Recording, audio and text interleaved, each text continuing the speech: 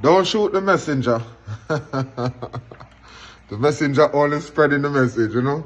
But you're going to hear it from the arse mouth themselves. You know, you're going to hear it from the arse mouth themselves. Trust me. Listen to this one.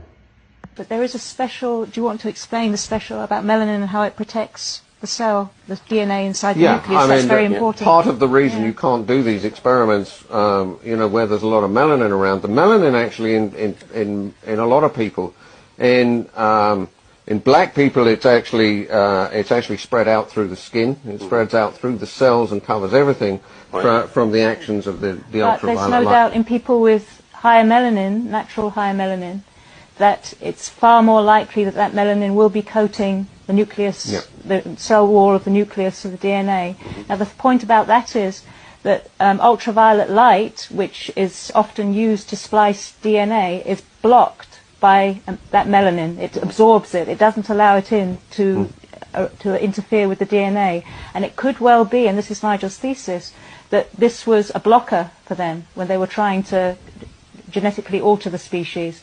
And therefore, when maybe just out of random mutation something like an albino came along, they discovered, wow, we can get straight in. Right. And it may well be that the paler skinned nation, people on the earth, maybe have that pale skin because of this genetic experimentation to make things easier for them to work on human DNA.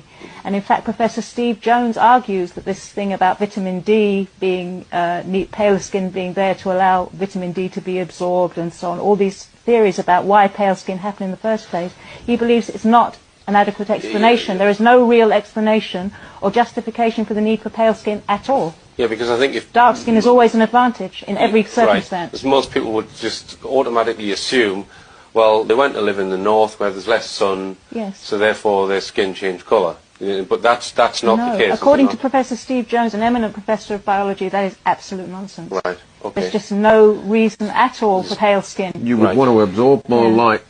And, you know, I mean, why did we lose hair if we came to a colder climate, etc.? Yeah. So obviously something's wrong with that idea. Right. All right. And Nigel contends that the white races, the northern European races, have probably had the most interference from this outside entity called the grey alien. Yeah, and he doesn't say that. It's very important to say he doesn't say that from the point of view of a kind of reverse racism. Right. It's just he's letting us know that, right, that's there, you may need to do something about it, and maybe suggesting ways that we could do something about it. And if you look at the record of the European nations throughout history, in terms of colonialism, imperialism, and what the havoc they've wreaked on the world, it makes the point that really. It's the blue-eyed white races that have got their finger on the nuclear... well, I mean, what about China? Because he mentions the Chinese as well, doesn't he? He says that they've had significant intervention. Am I right there? That's right. Yes, there's been interception all across the board. They found ways of doing it, but the most efficient way to do it is on cell nucleuses that aren't protected by the melanin shield. Right. That's just the most efficient, easiest way to do it.